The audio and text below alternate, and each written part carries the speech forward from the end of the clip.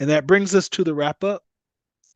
So just a quick summary of what we talked about. End of year one is going to require the submission of the staff demographic, the course completion, the student course completion, the student career technical education, and the WBLR. We call it the wobbler, right? So all of those file types and record types have to be posted prior to reviewing the reports. Course completion data is required for students in departmentalized courses, grades 9 through 12. It's optional for 7 through 8. Self-contained courses, the data does not even show up in CALPADS, right? End of year one is only for departmentalized courses. Grades, credits attempted, and credits earned are required for 9 through 12. If you submit the optional data for grades 7 and 8, you only need to report grades, not credits. Submit student course completion data for all official grading periods. So remember, fall two focused on probably 1 or 2 grading periods because it's based on census day. End of year one reflects the entire academic year and all official grading periods. Students who receive credits or grades in any official grading period should be reported. So you will have a warning. I believe it's a CERT 99. I think it's still a CERT. I don't know if it's a DD yet.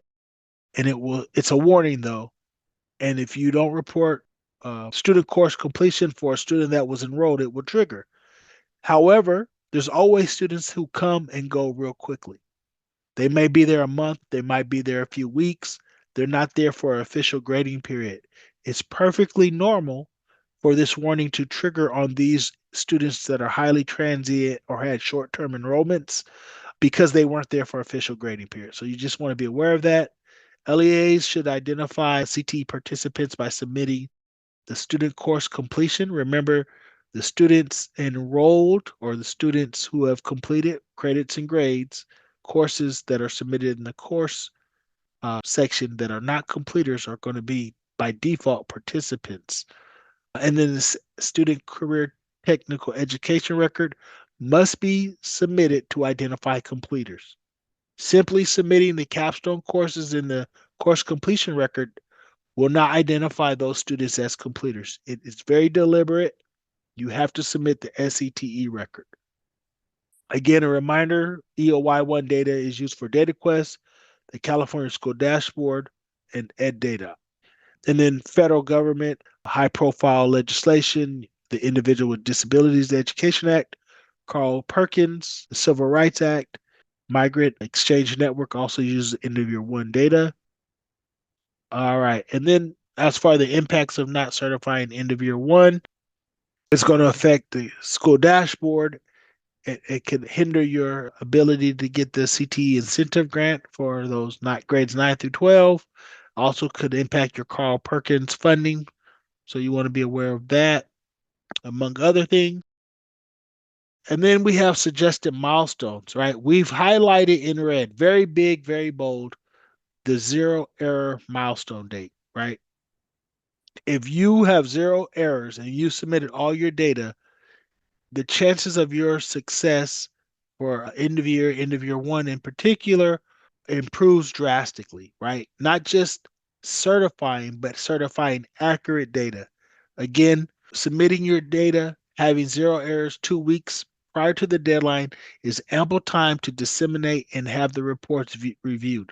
More often than not, I feel like the reports are being reviewed as the certification or the approval button is being clicked. That's not optimal, right? You want to have the reports ready to review, have your CTE department, your special education department, your school site administrators reviewing the reports and taking ownership and accountability for what's being reported because this data is going to be directly reflected on the dashboard. And then someone's going to ask, why do we only have so many completers? Or why do we only have 5 or 10 students with dual enrollment? And so you want them to be reviewing the reports and try to make sense of the counts. We went over the documents in the overview. I would say that this training and all our other trainings will be on the YouTube channel within the coming weeks, if not days. And then, as always, support. We're here to support you. This is the last live training that the training staff will be having. So we'll be focusing on our LEA monitoring and providing support.